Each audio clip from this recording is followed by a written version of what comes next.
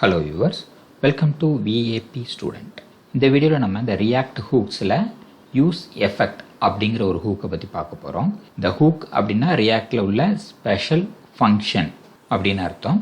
So இந்த use effect அப்படிங்கிறத நம்ம நிறைய ப்ராஜெக்டில் யூஸ் பண்ணுவோம். ஃபார் எக்ஸாம்பிள் இப்போ பார்த்தீங்கன்னா மவுண்ட் அப்படிங்கிறது, இந்த ஆங்குலரில் பார்த்தீங்கன்னா ஆன் இனிட் அப்படிங்கிறதுல அதான் இங்கே வந்து மவுண்ட் அப்படிங்கிறது. அப்போ யூஸ் எஃபெக்ட்டுங்கிற ஃபங்க்ஷனை தான் அதுக்கு யூஸ் பண்ண போகிறோம். அப்புறம் அப்டேட், டிபெண்டன்சி வேரியபிளை வச்சு நம்ம ஏதாவது அப்டேட் பண்ணோன்னா அந்த காம்போனண்ட்டை அப்போ யூஸ் எஃபெக்ட் யூஸ் பண்ணுவோம். அதுக்கப்புறம் அன்மவுண்ட், இப்போ ஆங்குலரில் வந்து ஆன் டெஸ்ட்ராய் அப்படின்னு படிச்சிருப்போம், அதான் இங்கே வந்து அன்மவுண்ட் அப்படிங்கிறது. இதுக்கு சின்டாக்ஸ்லாம் வேறு மாதிரி இருக்கும். அந்த நேம் தான் மவுண்ட், அப்டேட், அன்மவுண்ட்டுங்கிறது நார்மல் இங்கிலீஷ் வேர்டாக சொல்லியிருக்கிறேன். சின்டாக்ஸ் வேறு மாதிரி இருக்கும், அதை நம்ம கோடிங்கில் பார்த்துடலாம். ஸோ நம்ம ஆல்ரெடி ஒர்க் பண்ணிகிட்டு இருந்த அப்ளிகேஷன் தான் எடுக்கிறோம். அதில் புக் அப்படிங்கிற காம்போனண்ட் எடுத்துருக்குறோம். இதில் யூஸ் எஃபெக்டோடைய சின்டாக்ஸ் என்ன அப்படின்னா நான் கமெண்ட் பண்ணி எழுதுகிறேன். யூஸ் எஃபெக்ட், இதில் 2 பேராமீட்டர் உண்டு. ஒரு பேராமீட்டர் அப்புறம் இன்னொரு பேராமீட்டர். ஃபஸ்ட்டு பேராமீட்டர் வந்து எஃபெக்ட் ஃபங்க்ஷன், அடுத்த பேராமீட்டர் டிபெண்டன்சி வேரியபிள்ஸ். இப்போ இந்த யூஸ் எஃபெக்ட் எதையுமே ரிட்டர்ன் பண்ணாது, ரியாக்ட் அதுவே கால் பண்ணிக்கும். ஓகே, இப்போ இந்த யூஸ் ஸ்டேட் அப்படிங்கிறதுல நம்ம வந்து இந்த செட் புக் டீட்டெயில்ஸுங்கிறத கால் பண்ணுவோம். அப்போ வேரியபிளில் அப்டேட் ஆகும் இந்த set book name, set author name. But இந்த யூஸ் எஃபெக்ட்டுங்கிற ஃபங்க்ஷன் ரியாக்ட் அதுவே கால் பண்ணிக்கும். இப்போ யூஸ் எஃபெக்ட் ஒரு டேப் அடிச்சிங்கன்னா யூஸ் எஃபெக்ட் வந்துடும். இங்கே ரியாக்ட்லேருந்து இம்போர்ட் ஆகிக்கிடும். இப்போ ஃபஸ்ட் என்ன பண்ணுறேன்னா நான் ஒரு அனானிமஸ் ஃபங்க்ஷன், அது ஃபங்க்ஷன் தான் சொல்லியிருக்கிறாங்க சின்டாக்ஸில். இப்போ இந்த 2வது வேரியபிள் வந்து ஆப்ஷனல் வேரியபிள்ஸ்னு இருக்கிறனால அது அரேவாக தான் இருக்கும், அதை அடுத்து பார்க்கலாம். இது ஆப்ஷனலுங்கிறதுனால இப்போதைக்கு நான் கொடுக்கல. இதுக்குள்ளே என்ன செய்யணும்னா console lock called use effect, இது வந்து நான் நம்பர் 1ன்னு வச்சுக்கிடுறேன். இப்போ இதில் நான் கமெண்ட் பண்ணி எழுதுகிறேன், ரன் ஆன் எவ்ரி ரெண்டர். ஒரு காம்போனண்ட் எப்போம்லாம் ரெண்டர் ஆகுதோ அப்போல்லாம் இந்த லாக் எனக்கு வரும். ஏன்னா இந்த யூஸ் எஃபெக்டில் நான் இந்த டிபெண்டன்சி வேரியபிள்ஸ் அப்படிங்கிறத கொடுக்கல.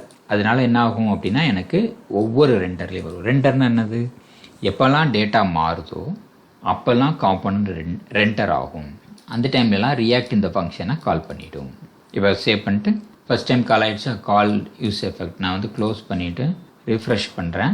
எனக்கு இந்த புக் அப்படிங்கிற காம்போனண்ட் ரெண்டர் ஆன உடனே கால் எஃபெக்ட் வந்துடும்.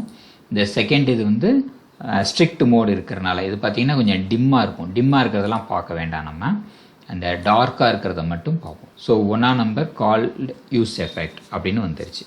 இப்போ நான் வந்து இதில் போய் ஏன்னு டைப் அடிக்கிறேன், எகெயின் வந்துருச்சு கால்டு யூஸ் எஃபெக்ட் அப்படின்னு. நான் இந்த ஆத்தர் நேமில் போய் டைப் அடிக்கிறேன், செகண்ட் டைம் வந்துருச்சு, தேர்ட் டைம் வந்துருச்சு. ஸோ நான் என்னெல்லாம் இங்கே டெலீட் பண்ணாலும் எனக்கு வரும், இந்த மேலே டெலீட் பண்ணாலும் எனக்கு ஒர்க் ஆகும். ஸோ ஒன்றுனா இங்கே இன்க்ரீஸ் ஆகிட்டே இருக்குது கால்டு யூஸ் எஃபெக்ட் அப்படிங்கிற ஒரு லாக்.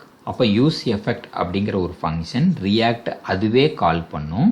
எப்போல்லாம் காம்போனண்ட் ரெண்டர் ஆகுதோ அப்போல்லாம் கால் பண்ணும். காம்போனண்ட் எப்போ ரெண்டர் ஆகும்னா டேட்டா மாறுச்சுன்னா காம்போனண்ட் ரெண்டர் ஆகும், ரீரெண்டர் ஆகும். ஸோ இதுதான் நம்ம வந்து ஃபஸ்ட்டு யூஸ் எஃபெக்ட் எப்படி பண்ணுறோம் அப்படின்னு தெரிஞ்சிட்டோம். இப்போ அடுத்த யூஸ் எஃபெக்ட் வந்து நான் இப்போ இந்த காப்பி பண்ணி இப்படியே போட்டுட்டு ரன் ஆன் ஃபஸ்ட் ரெண்டர் அனுப்பிடுவேன். அப்போ அதே யூஸ் எஃபெக்ட் தான், சேமாக இருக்குது. இங்கே நம்பர் மாற்றிருக்கேன், called use effect on first time. இந்த இடத்துல என்ன பண்ணுன்னா 2வது பேராமீட்டர் எம்டியாக ஒரு அரே கொடுத்துருங்க. இப்போ இதுக்கு என்ன டிஃப்ரென்ஸ்னால் எக்ஸ்ட்ராவாக ஒரு பேராமீட்டர் இருக்குல்ல 2வது டிபெண்டன்சி வேரியபிள், இதில் நான் எம்டி அரே கொடுத்துருந்தேன். இப்போ இது என்ன ஆகும் அப்படின்னா இது 2ஆம் நம்பர்னு போட்டு வச்சுருக்கிறேன், டிஃப்ரென்ஸ் தெரியணும்னு. ஸோ இப்போ நான் சேவ் பண்ணுறேன், ரிஃப்ரெஷ் பண்ணுறேன். இப்போ நம்ம இந்த போல்டாக இருக்கிறத மட்டும் பார்க்கணும். கால்டு யூஸ் எஃபெக்ட்டுங்கிறது ஃபஸ்ட்டு வச்சுருந்தோம்ல அது, இப்போ called use effect on first time. அப்போ ஃபஸ்ட் டைம் என்னது, இந்த காம்போனண்ட் புக்குங்கிற காம்போனண்ட் ஃபஸ்ட் டைம் எப்போ ரெண்டர் ஆகுதோ அப்போ மட்டும் வரும். இப்போ நான் வந்து இதில் டி அப்படின்னு அடிக்கிறேன், அடித்தோன்னா கால் யூஸ் எஃபெக்ட் இந்த 1ஆம் நம்பர் இருக்குது பார்த்தீங்களா, அது மட்டும் வருது. அப்புறம் அடுத்த லெட்டர் அடிக்கிறேன், ஸோ இங்கே 2ன்னு மாறிடுச்சு. ஸோ அதுதான் வருதே தவிர இந்த ஆன் ஃபஸ்ட் டைம்ங்கிறது திரும்ப திரும்ப கால் ஆகாது. அப்போ இந்த ஆன் ஃபஸ்ட் டைம்ங்கிறத வச்சுருக்கிறோம்ல, இந்த யூஸ் எஃபெக்ட்டு எம்டியாக ஒரு அரே கொடுத்ததுனால காம்போனண்ட் எப்போ ஃபஸ்ட் டைம் ரெண்டர் ஆகுதோ அப்போ தான் வரும், அதுக்கப்புறம் வராது. பட் இது வந்து எவ்ரி டைம் கால் ஆகிட்டே இருக்குது. இதுதான் second type of use effect. இது எப்போ யூஸ் ஆகும், நம்ம ஒரு ப்ராஜெக்ட் ஆரம்பிக்கிறோம், ஒரு காம்போனண்ட்டில் ஒவ்வொரு தடவையும் எனக்கு ஏதாவது அலர்ட்டு கொடுக்கணும் அப்படின்னா நம்ம யூஸ் பண்ணிக்கலாம். அப்படி இல்லை, ஒரு ஏபிஐயை கால் பண்ணி ஃபஸ்ட் டைம் எனக்கு எல்லா ஸ்டூடெண்ட்டுடைய லிஸ்ட்டையும் அந்த கிரிட்டில் காமிக்கணும் அப்படின்னா நம்ம இந்த ஃபஸ்ட் டைமுக்கு இந்த மாதிரி எம்டியாக போட்டு பண்ணோம்னா ஃபஸ்ட் டைம் வந்துடும். இந்த மாதிரி விஷயத்துக்கு ஏபிஐ கால் பண்ணி டேட்டா எடுக்கிறதுக்கு நம்ம இந்த யூஸ் எஃபெக்டை யூஸ் பண்ணிக்கலாம்.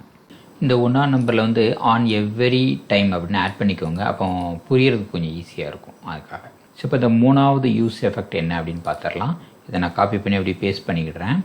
இந்த யூஸ் எஃபெக்ட் இதில் வந்து 3ஆம் நம்பர் போட்டுட்டேன். Called use effect on dependency variable change. Okay, இதில் நம்ம வந்து கமெண்ட் பண்ணி எழுதுவோம். இந்த 3வது இதில் நம்ம வேரியபிள் போடணும். இது இதுவும் சேமாக இருக்குது. நம்ம ஒரு வேரியபிள் போடணும். அப்போ என்ன ஆகும்னா runs on the first render.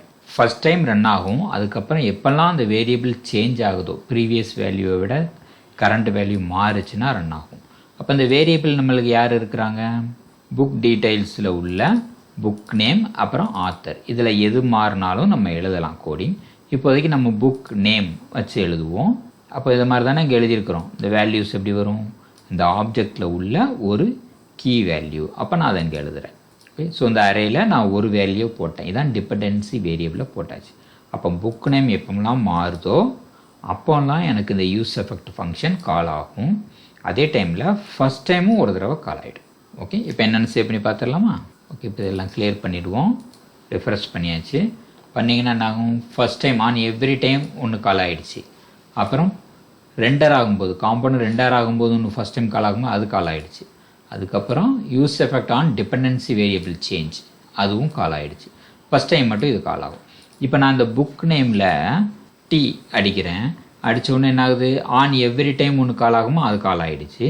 அது போக 3ஆம் நம்பர் தான் கால் ஆகுது. ஏன்னா புக் நேம் மாறும்போதெல்லாம் ஒரு யூஸ் எஃபெக்ட் கால் பண்ணணும்னு நான் சொல்லியிருக்கேன். அதனால் அது கால் ஆகிடுச்சு.